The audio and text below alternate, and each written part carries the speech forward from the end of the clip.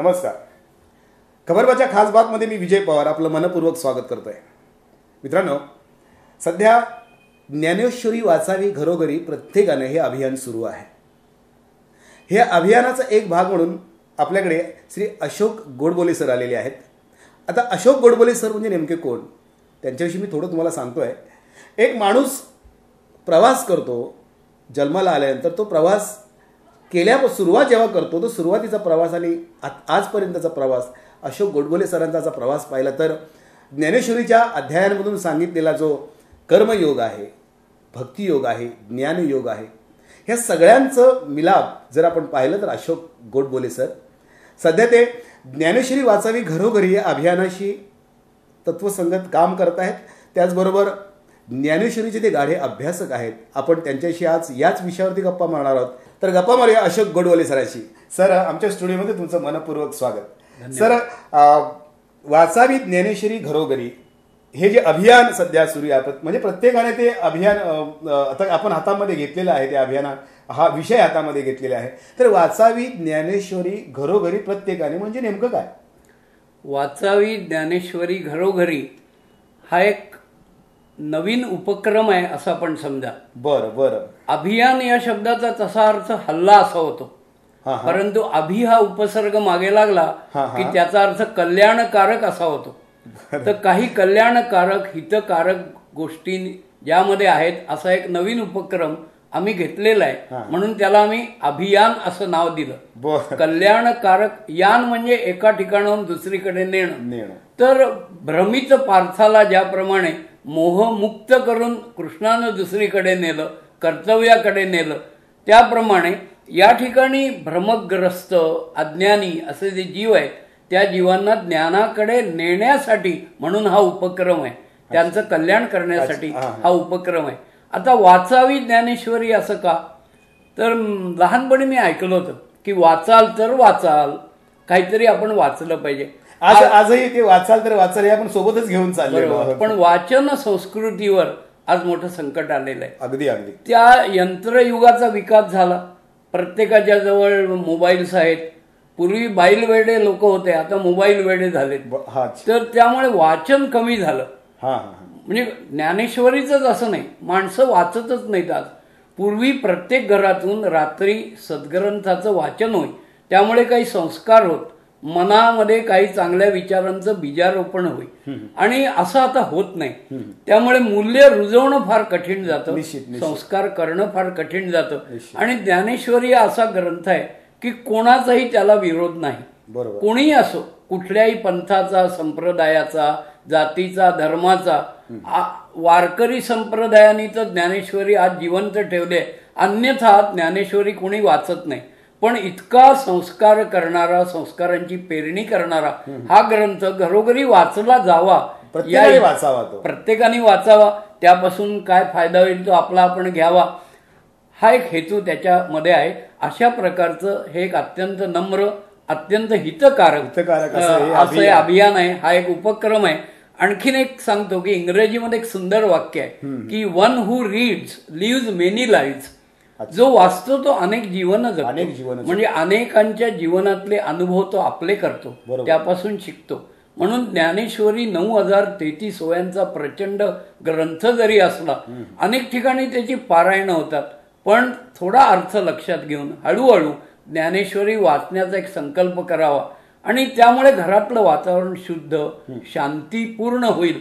एका ठिकाणी सारखे दोन भाऊ भांडत होते. कोणीतरी त्यांना सांगितलं, असं काय भांडता हो तुम्ही, असं भांडत जाऊ नका सारखे. तुम्ही एक काम करा, जेव्हा तुम्हाला वाटेल ना की भांडावं असं, त्यावेळी ज्ञानेश्वरीच्या 10 ओव्या वाचा.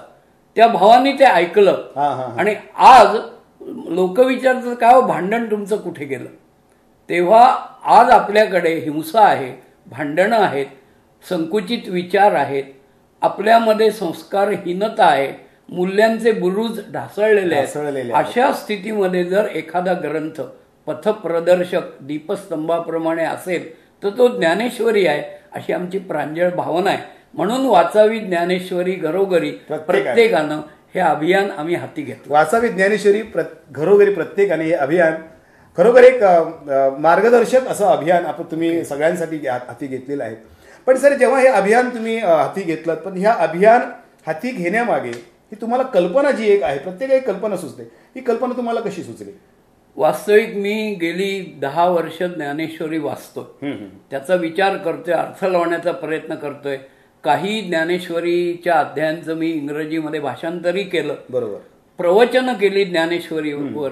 तरी सुद्धा ज्ञानेश्वरी ग्रंथ असा आहे की त्याचं सगळं मर्म मला कळलं असं कधी झालं नाही.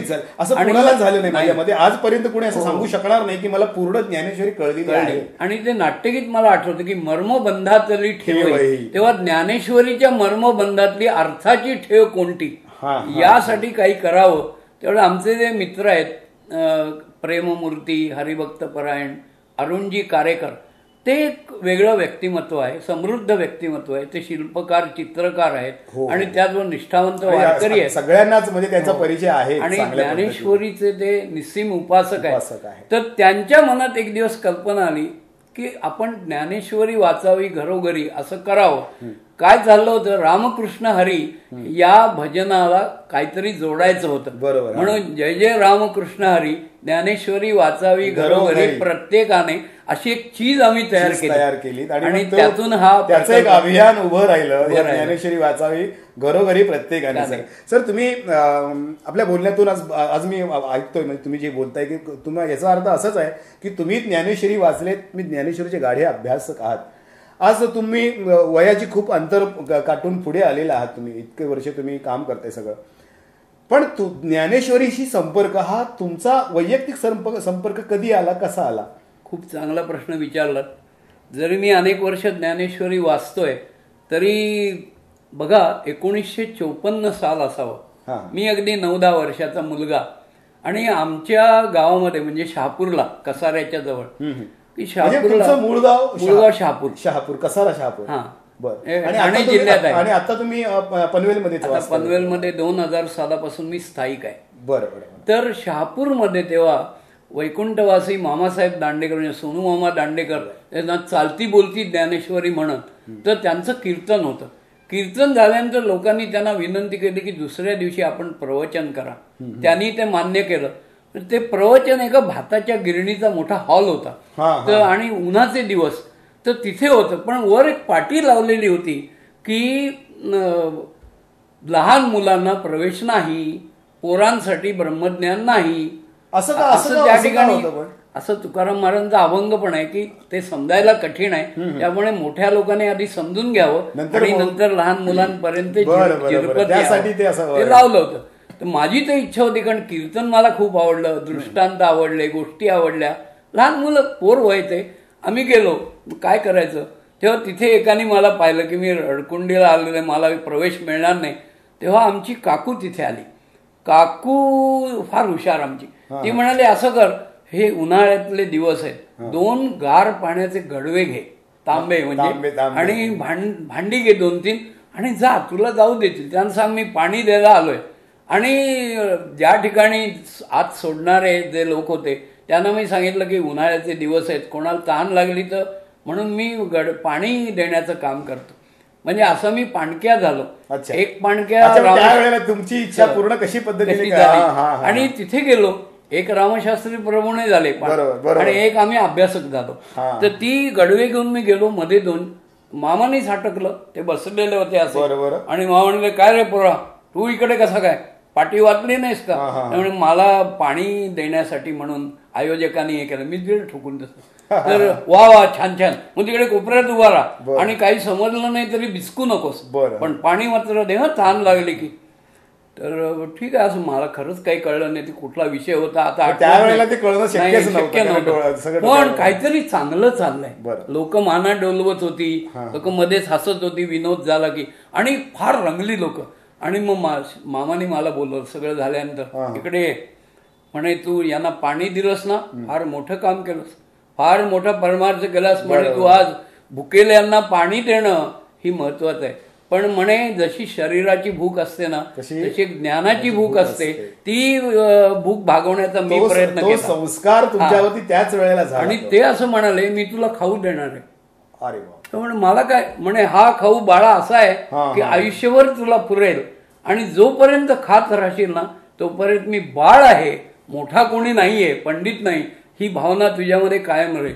म्हणजे काय खाऊ देतात कुणाच ठाऊक, खाऊ म्हटल्यानंतर बरं वाटलं जरा. आणि त्याने एक ज्ञानेश्वरीची छोटी पोथी मला दिली, ही वाचत जा, ह्याच्यात अर्थ नाही पण तू वाचत जा आणि आयुष्यभर तुला हा खाऊ पुरेल. आज मला नाना मावांचे शब्द आठवतात, हा खाऊ मला आयुष्यभर पुरला आणि अजून मी बाळ आहे, ही भावना कायम राहिली.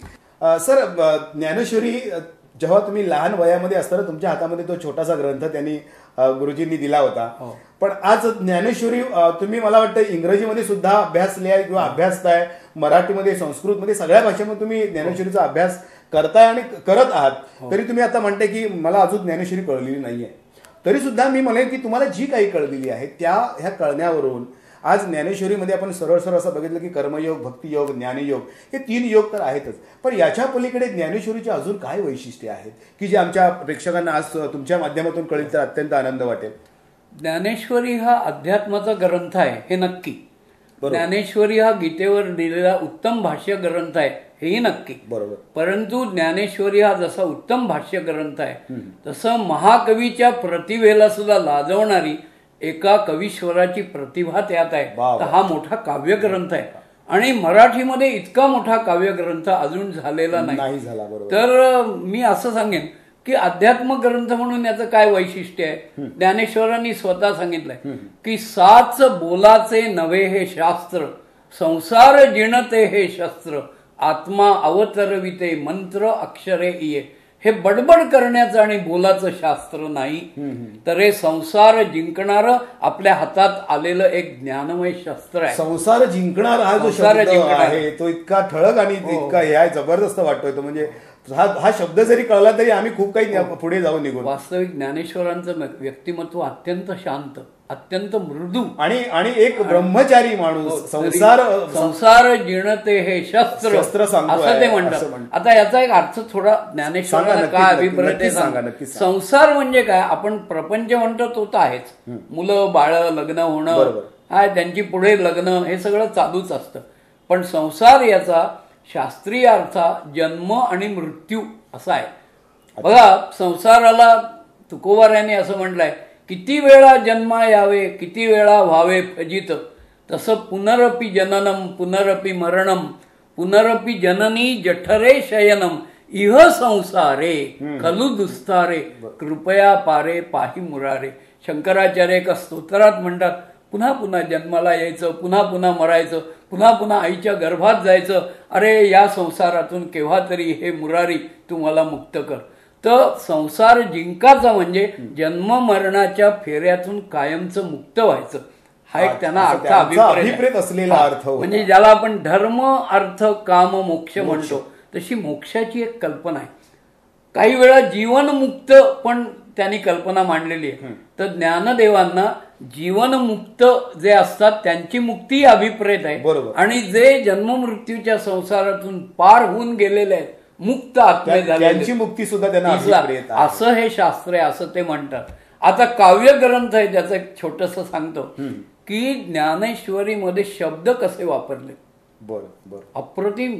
ते म्हणतात की शब्द कसे वापरावेत, तर ते म्हणतात की मितले आणि मवाळ, साच आणि रसाळ, शब्द जैसे कल्लोळ अमृताचे.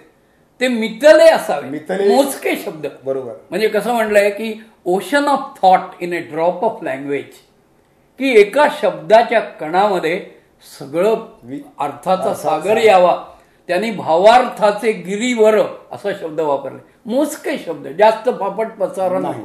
नंतर काय म्हणाले, मितले आणि मवाळ, उगाच जहाल शब्द वापरू नये, उगाच रागावू नये कोणाला, उगाच मन दुखवू नये कोणाला, कारण ती वाचिक हिंसा होईल. वाचिक हिंसा म्हणून ते मवाळ शब्द वापरतात. आपल्याकडे मवाळ जहाल पक्ष होऊन गेले आणि पुष्कळदा संसारामध्ये आपल्याला मवाळही व्हावं लागतं आणि जहालही व्हावं लागतं. पुढे म्हणतात की रसाळ, ते रसाळ असावेत, नवरस त्याच्यातून प्रगट व्हावेत, गोड मृदू मुलायम ते शब्द असावेत, आणि साच म्हणजे सत्य सांगणारे ते शब्द असावेत, सत्य वहन करणारे शब्द असावेत. ज्ञानदेवांनी एका ठिकाणी म्हटलंय की शब्दाला अर्थाचं ओझं कधीच होत नाही, पण कोणतं ओझं त्या शब्दाच्या पाठीवर द्यावं हे त्या माणसानी ओळखलं पाहिजे, समजलं पाहिजे. सर, आपण ही ज्ञानेश्वरी आपलं भावविश्व खूप काही मोठं करू शकते. आपला जो संस्कार ज्ञानेश्वरीचा आपल्यावरती झाला पाहिजे आणि होत आहे, तो संस्कार आपल्याला खूप काही मोठं करू शकतो. आपली चर्चा आपण अशीच पुढे चालू ठेवणार आहोत. ज्ञानेश्वरी विषयीची ही चर्चा आपण अशीच चालू ठेवणार आहोत, पण त्याबद्दल घेऊया छोटीशी विश्रांती. स्वप्नील जोशी, तरुण, सुपरहिट, विश्वासार्ह आणि सगळ्यात वेगानं वाढणारा brand. Ready ready ready. TJSP, तरुण, फायनान्शियली स्ट्रॉंग, तुमचा विश्वास जपणारी आणि सगळ्यात वेगानं वाढणारी सहकारी बँक. ब्रँड म्हणजे स्वप्नील जोशी आणि बँक म्हणजे TJSP. काय बाबा, काका, मामा, आजोबा सगळे आजकाल खुश असतात, कारण आई, काकी, मामी, आजी न चुकता खमंग मेजवानी बघतात. सोमवार व गुरुवार दुपारी 1:30 वाजता. वहिनी, तुम्ही नाराज होऊ नका. आम्हाला माहितीये तुम्हाला दुपारी 1:30 वाजता शक्य होत नाही, म्हणून तीच खमंग मेजवानी घेऊन आम्ही पुन्हा येतोय मंगळवार आणि शुक्रवार सायंकाळी 6 वाजता. चुकवू नयेच अशी खमंग मेजवानी. विश्रांतीनंतर पुन्हा एकदा तुमचं मनपूर्वक स्वागत. मित्रांनो, आपण चर्चा करतोय वाचावी ज्ञानेश्वरी घरोघरी प्रत्येकाने, अशोक गोडबोले सरांशी.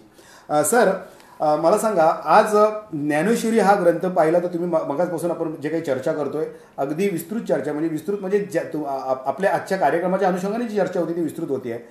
पण आजचा जर विद्यार्थीचा विचार करायला गेलो तर आज अभ्यासक्रमातून अध्यात्म नाहीसं झालेला आहे. बरोबर, पूर्ण नाहीसं झालेलं आहे. आणि आज शालेय शिक्षण किंवा शालेय विद्यार्थी हा विद्यार्थी उद्याचा नागरिक आहे आणि तो सक्षम असला पाहिजे मनाने, शरीराने, सगळ्याच गोष्टींनी. पण आज अध्यात्म नसल्यामुळे हा विद्यार्थी भरसटल्यासारखं वाटतोय, भरकटलाय पूर्णपणे, कुठल्या कुठल्या वाईट गोष्टींच्या आहारी गेलेला आहे. ज्ञानेश्वरी ह्या ग्रंथाच्या माध्यमातून या विद्यार्थ्यांना कशा पद्धतीने शिक्षण देता येऊ शकतं का? बरोबर, मला सांगा. खूप छान प्रश्न आहे. आपल्याकडे शासनाने 1965 पासून मूल्य शिक्षणाचा शिक्षण क्रमामध्ये अंतर्भाव करावा असं सांगितलं. वेगवेगळ्या लोकांनी पुस्तकं लिहिली आणि ती मूल्य निश्चित कोणती आहेत ती एकदा आपण जर पाहिलीत तर ही मूल्य माणसाला माणूसपण देणारी आहेत. निश्चित माणूस पण विसरलाय. जसं म्हटलं बहिणाबाईने की माणसं दिसत नाहीत, माणूस दिसतो. सेल्फी झालाय सगळा माणूस. आणि गलक्यात माणसाला हलकेच शोधतो मी, गर्दीत मानवांच्या माणूस शोधतो मी, असं पाडगावकरांनी सुद्धा म्हटलं. तर ही जी मूल्य आहेत ती माणसाचं जीवन सुखमय, शांतिमय आणि त्याचबरोबर माणुसकीयुक्त करण्यासाठी केलेली आहेत. आता ही मूल्य कोणती आहेत? सहज बघा. पहिलं आहे संवेदनशीलता, मग स्वच्छता आणि टापटीप, वक्तशीरपणा, सभ्यता आणि सौजन्य, वैज्ञानिक दृष्टिकोन, श्रमप्रतिष्ठा, स्त्री पुरुष समानता, देशभक्ती, धार्मिक सहिष्णुता, एवढी मूल्य सांगितलेली आहेत. या व्यतिरिक्त आणखी याच्यातून काही उपमूल्य निर्माण होतात. पण सर्वश्रेष्ठ मूल्य असं आहे की भोगमय जीवन सोडून त्यागमय जीवनाची कास धरा. बरोबर, हे आपण सुरू केलं की ती सगळी मूल्य त्यात येतात. आमची संस्कृती आम्हाला असं सांगते की केवळ भोगमय भूमी नाहीये ही. बरोबर, केवळ उपभोग घेण्यासाठी आम्ही नाही आलेलो, तर आम्हाला काही त्याग करायचा आहे. आणि ज्या क्षणी त्यागाची भावना निर्माण होते त्या ठिकाणी माणुसकी तयार होते. आम्ही त्यागच विसरलोय. आम्ही त्याग विसरलो. निश्चित. पण ज्ञानेश्वरीच्या माध्यमातून शालेय विद्यार्थ्यांनी आपल्या कशा पद्धतीने? शालेय विद्यार्थ्यांसाठी हा फार मोठा विषय आहे. पण तरी मी सांगते की धार्मिक सहिष्णुता असा आपण परवलीचा शब्द झालेला आहे. रोज आपल्याला वाचायला मिळतोय, रोज आपल्याला धक्काबुक्कीने, म्हणजे अगदी सोशल मीडियातून सुद्धा धक्काबुक्की धार्मिक सहिष्णुतेच्या नावाने. आणि नक्की बोला तुम्ही. धार्मिक सहिष्णुता हा शब्द रात्रंदिन उच्चारणाऱ्यांच्याच कृतीमध्ये आणि उक्तीमध्ये धार्मिक सहिष्णुता दिसत नाहीये. दुर्दैव आहे का? याचं कारण धार्मिक सहिष्णुता म्हणजे काय हेच कळलेलं नाही. आता मला जे वाटतं तेच तुम्हाला वाटलं पाहिजे असा नियम नाही. बरोबर. पण एखादी गोष्ट सत्य आहे, ते सत्यत्व पारखता येतं. तर ते पारखल्यानंतर हे सत्य आहे हे कबूल करण्या इतकं मोठं मन असणं गरजेचं म्हणून आहे. मनाची उदारता ही सहिष्णुतेच्या मागचं पहिलं प्राणतत्व आहे. मनाची उदारता. दुसरी गोष्ट म्हणजे की माझी सहनशक्ती मला वाढवली पाहिजे. मला सहन करायचं आहे. तुम्ही जे बोलाल ते कदाचित मला आवडणार नाही, मला पटणार नाही, मला रुचणार नाही, तरी सुद्धा माझ्या हितकारक ते आहे म्हणून मी ते सहन करायचं आहे. अहो 9 अध्याय गेले तेव्हा कुठे अर्जुनाला कळायला लागलं की भगवान गोपाल कृष्ण आपलं प्रत्येक मत खोडतोय पण दुसरं चांगलं देतोय. नुसतं खोडण्याचं खोडरबरी काम त्यानं केलं नाही तर नवीन काहीतरी दिलं.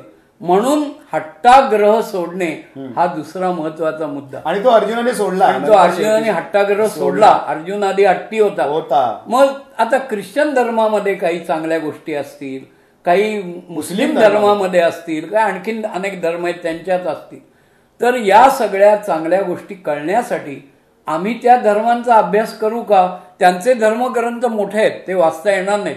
म्हणून काही वर्षापूर्वी इकडे एक फार मोठे शिक्षण तज्ज्ञ होते राव म्हणून, तर त्यांच्या मदतीनं आम्ही अष्टदृष्टी भारत म्हणून एक पुस्तक तयार केलं.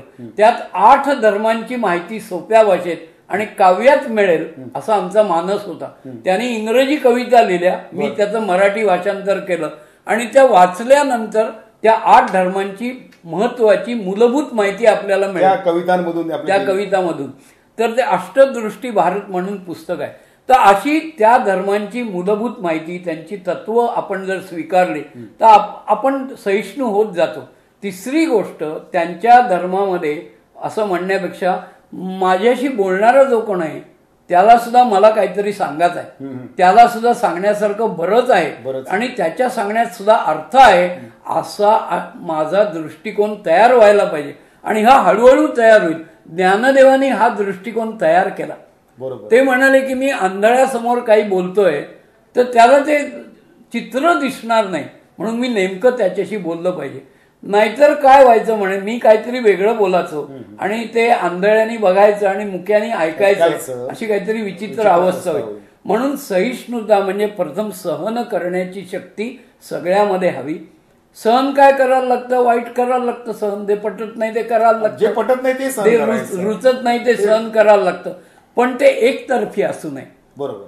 इट इज ए समोरच्या व्यक्तीने सुद्धा तितक्याच मोठ्या मनाने ते सहन करलं पाहिजे काही गोष्टी समोरच्या चुकत असतील तर. विवेकानंदांनी आपल्या पहिल्या भाषणामध्ये 10 मिनिटाच्या जे जगप्रसिद्ध भाषण झालं त्याच्यामध्ये त्यांनी असं म्हटलं की आम्ही सहनशीलता किंवा सहिष्णुता असा मी शब्द वापरत नाही.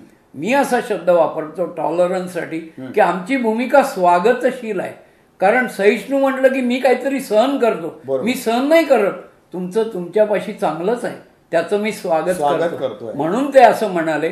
धार्मिक असहिष्णुता नष्ट करण्यासाठी ज्ञानेश्वरांचा आणि विवेकानंदांचा सुद्धा दृष्टिकोन असा आहे की हिंदूंनी अधिक चांगलं हिंदू व्हावं, मुस्लिमांनी अधिक चांगलं मुस्लिम व्हावं आणि इतर कोणी अधिक चांगलं व्हावं. ते कसं व्हावं यासाठी जी मूलतत्व आहेत ती ज्ञानेश्वरीत आहेत. म्हणून त्यांनी आपल्या धर्म कीर्तन असं आपल्या भाष्य ग्रंथाला नाव दिलंय आणि ते इतक्या नम्रपणे दिलेलं आहे की किंबहुना तुमचेनी केले धर्म कीर्तन हे सिद्धीस गेले आणि तेथ माझे जी उरले पायिकपण. मी एक सेवक आहे. पसायदानात सुद्धा त्यांनी स्वधर्म सूर्ये पाहो असं म्हटलं आणि बुद्धिनिष्ठा, विज्ञाननिष्ठा असे मोठे शब्द वापरण्याऐवजी त्यांनी ईश्वरनिष्ठा हा शब्द वापरला. का? ते म्हणे आपल्या मनात मानली आहे त्यांनी. बरोबर. तो त्याच्यामध्ये विज्ञाननिष्ठ पण आहे, त्याच्यामध्ये बुद्धिनिष्ठ जे आहेत ते पण आहे, सगळे त्याच्यामध्ये एक आहे की विवेकनिष्ठा त्यांनी आणली. आणि म्हणून आपण दीप प्रज्वलन करतो त्यावेळेला माझ्या मनात नेहमी विचार येतो की ज्ञानदेव त्याला म्हणतात की काय म्हणतात की मी अविवेकाची काजळी फेडून विवेक दीप उजळी. तर प्रत्येक दीप प्रज्वलन करण्याने मी विवेक दीप उजळतो का हा विचार करायला पाहिजे. जनाबाईंनी सुद्धा असं म्हटलं की ज्ञानाचा सागर असा अभंग लिहिला पण विवेक सागर सखा माझा ज्ञानेश्वर असं पण म्हटलं. ज्ञानदेवाने आपल्या गुरुचं वर्णन करताना असं मज हृदयी सद्गुरु तेणे तारिलो हा संसार पुरू म्हणून विशेषे अत्यादरू विवेकावरी. म्हणजे ईश्वरनिष्ठा ही विवेकनिष्ठा आहे.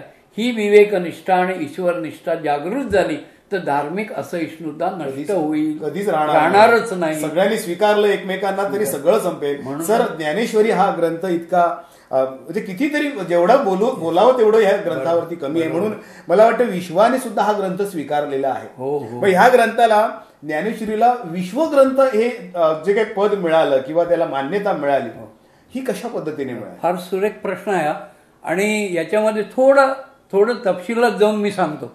विवेकानंद ज्या वेळेला अमेरिकेमध्ये अतिशय लोकप्रिय झाले आणि त्यांच्या भाषणाला अतोनात गर्दी होऊ लागली, त्यावेळेला मिशनरी लोक जी आहेत त्यांचा मस्तक शिळ उठला की अरे म्हणे हा माणूस आता सगळीकडे हिंदू धर्माची ध्वजा फडकवणार. आणि म्हणून त्यांनी काय केलं, विवेकानंदांना विश्वधर्मावर आपण बोला असं सांगितलं. विवेकानंद हुशार, त्यांच्या लक्षात आलं काय सांगितलं, पोटामध्ये काय ते त्यांच्या लक्षात आलं आणि त्यांनी विश्वधर्माचा आराखडा तयार करताना कोणते महत्वाचे मुद्दे असले पाहिजेत ते त्यांनी 3 महत्वाचे मुद्दे विवेकानंदांनी लक्षात घेतले. आणि हे 3 मुद्दे म्हणजे पहिली ईश्वरनिष्ठा, दुसरी विवेकनिष्ठा आणि तिसरी सतत दुसऱ्याचं भलं चिंतणारी अत्यंत सकारात्मक मनोवृत्ती, हे ज्यामध्ये दिसतील तो ग्रंथ विश्वग्रंथ होण्याच्या लायकीचा असेल. कारण ही तत्व आम्हाला आणायची आहेत सगळीकडे. प्रत्येकजण उपासना स्वातंत्र्य आहे, प्रत्येकाला कोणत्या प्रकारे भक्ती करावी त्याचं स्वातंत्र्य आहे, पण पूजा मी करणार कशी याचं जे मार्गदर्शन गीतेत आहे, स्वकर्मणा तमभ्यर्च सिद्धिम विंदती मानवा, त्यावर ज्ञानेश्वरांनी अक्षरशः म्हणजे अलौकिक अमर ओळी लिहिले असं म्हणू आपण की ते ईश्वराला काय म्हणतात, तया सर्वात्मका ईश्वरा. म्हणजे ज्ञानदेवांचा ईश्वर सर्वात्मक आहे, विश्वात्मक आहे. स्वकर्म आता विश्वात्मक सुद्धा त्यांनी अगदी बरोबर. आणि मग म्हणतात की स्वकर्म कुसुमांची वीरा, माझ्या कर्म कुसुमांची मी पूजा केली होय. मी पूजा कशी करणार, कर्म कुसुमांनी. म्हणजे पूजेमध्ये कर्माची फुलं मी वाहणार. आणि का असं म्हटलं, कारण फुलं ही गंधित असतात आणि फुलं ही रंगीत असतात.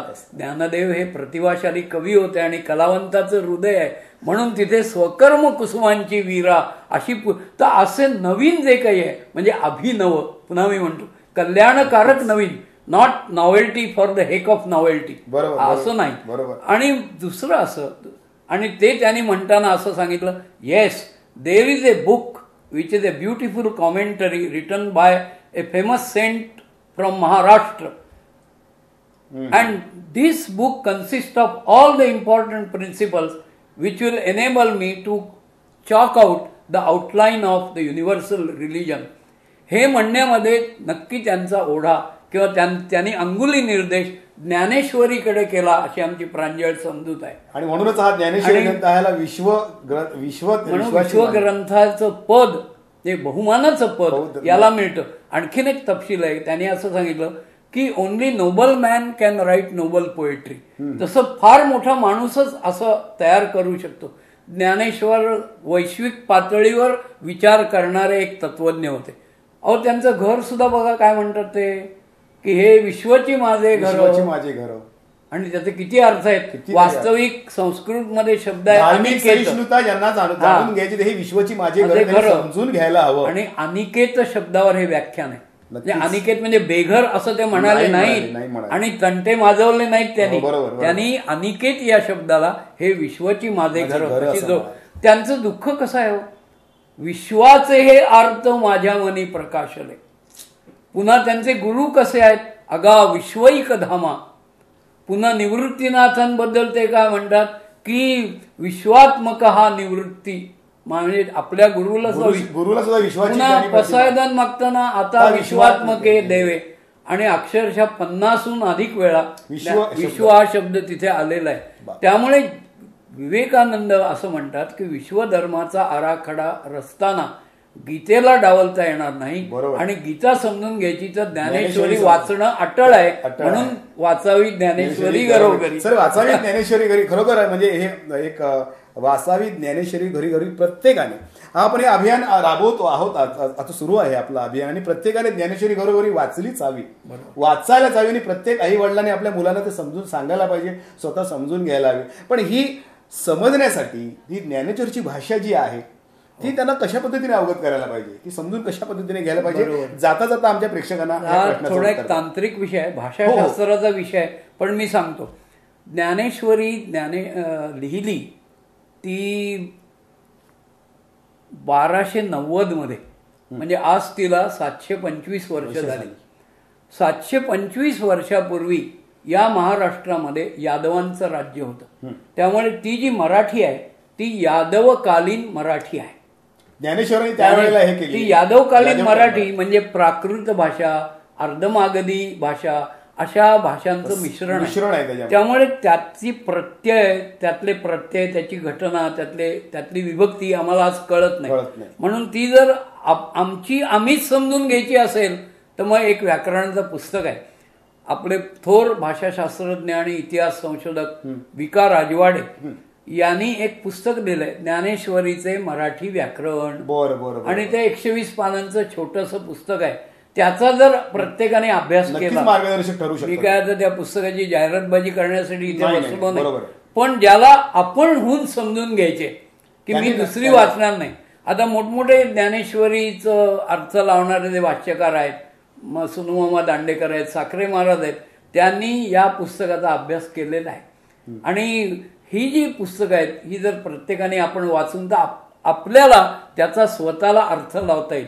जिथे अडू आपण त्या ठिकाणी आपण या मोठ्या लोकांचं महाजनो येन गतस्स पंथाप्रमाणे मागे जाऊ. पण एक शब्द सांगतो, एक आणखीन एक गमतीची गोष्ट राजवाड्यांनी सगळ्यांना सांगितली, त्यामुळे त्यांना अशी एक प्रत मिळाली. ज्ञानेश्वरी शुद्ध संत एकनाथांनी केली, पण त्यामध्ये आता बघा हे फारसी शब्द आपल्याकडे आले केव्हा, ज्यावेळी अल्लाउद्दीन खिलजी आणि या सगळ्या लोकांच्या स्वाऱ्या झाल्या, इथे त्यांची सत्ता स्थिरपद झाली, शब्द संक्रमित इकडे त्यानंतर हे शब्द आलेत. पण ज्ञानेश्वरी ज्या काळात लिहिली गेली त्याच्या आधी अशा त्यांच्या स्वाऱ्या झालेल्या नव्हत्या. त्यामुळे जो जी शब्द येतो ना तो रामदासांच्या, समर्थ रामदासांच्या वाङ्मयात, एकनाथांच्या वाङ्मयात, तुकाराम महाराजांच्या वाङ्मयात आला तर समजू शकतो. पण ज्ञानेश्वर असे हांजी करणारे नव्हते कोणाला, ते तिकडून आलंय. म्हणून ओम नमो जी आद्या ह्याच्यामध्ये जी शब्द ज्ञानेश्वरांनी मूळ ज्ञानेश्वरी जेव्हा लिहिली तेव्हा नव्हता असूच शकत नाही, असं ऐतिहासिक दृष्टिकोनाचा आधार घेऊन राजवाड्यांनी सांगितलेलं. म्हणून त्यांनी असं म्हटलं की ओम नमो श्री आद्या असा शब्द असेल, आणि अशी प्रत त्यांना मिळाली. म्हणून पहिली जी सुलभ ज्ञानेश्वरी यगो जोशी यांनी सोनूमामा दांडेकरांच्या मार्गदर्शनाखाली लिहिली, त्यात पहिली ओळी ओम नमो श्री आद्या.